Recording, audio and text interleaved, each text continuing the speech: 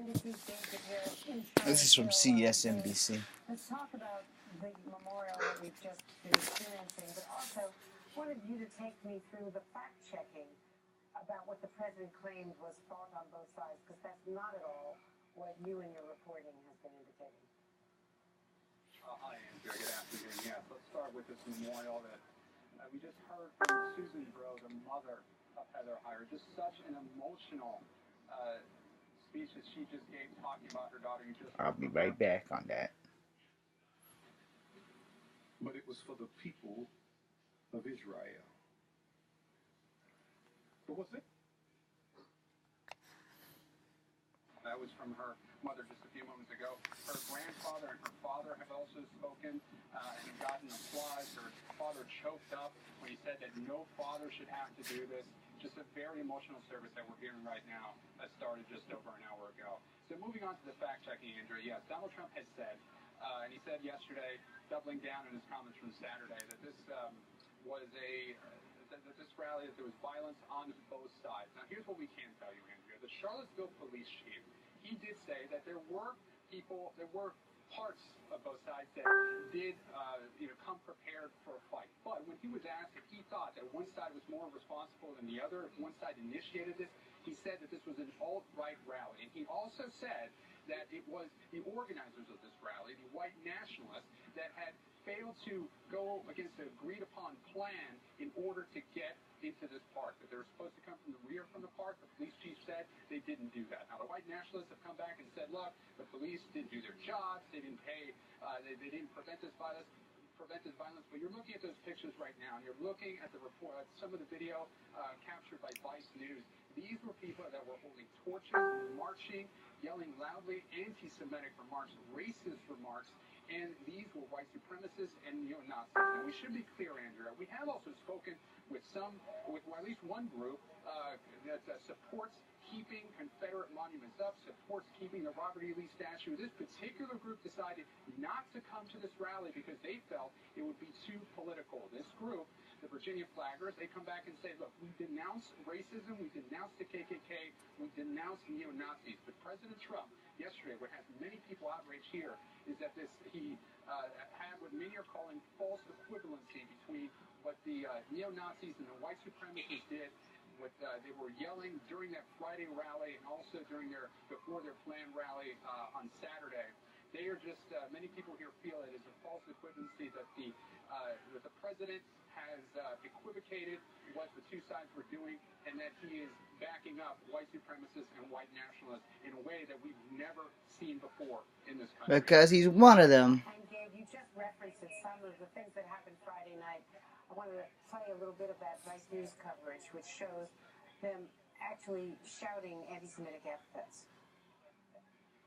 Jews will not replace us! Jews will not replace us! Jews will not replace us!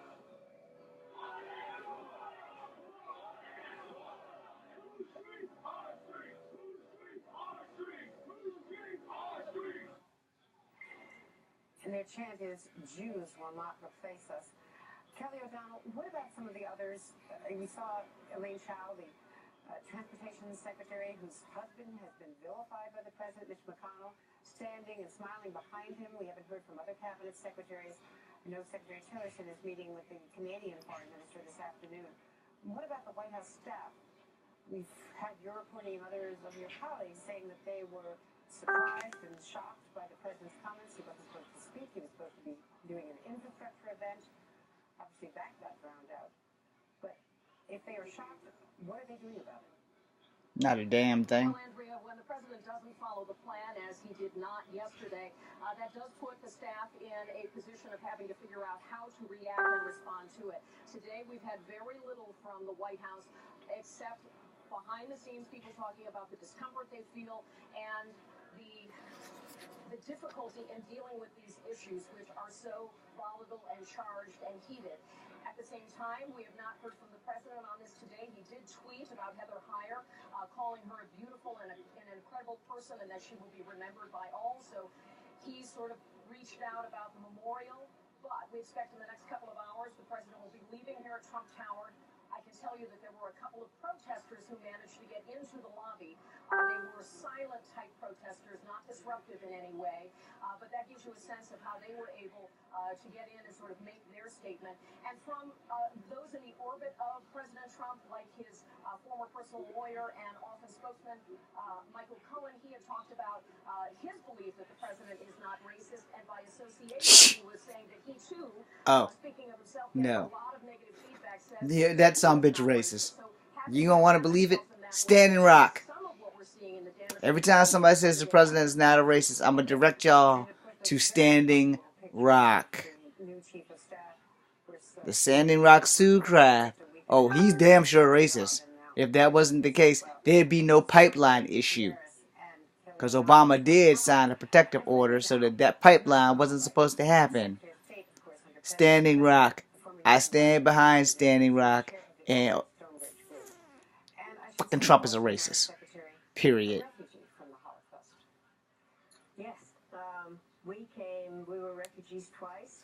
Once as a result of Hitler and spent the war in England, and then came to the United States because of the communists. And I am so grateful to be in America, and I'm so saddened at everything that I've been listening to in the last 3 days. My colleague Chuck Todd said he was shell-shocked in the immediate aftermath of the president's death. I wouldn't believe in the phrase, "This is irredeemable." It is irredeemable. He's done, man. Y'all all who voted for him, y'all should be ashamed of yourself. He's a fucking racist. Period. Again, ask the Indians at Standing Rock. What happened? Obama, a black man, signs a treaty so that there could be no pipeline. 2 days in, Trump signs a reversal treaty so that the pipeline can come through after he swore 3 or 4 months before his election that he had no investments in Standing Rock. Liar and racist. Enough said. Kung Fu Havoc number 2, BC and U.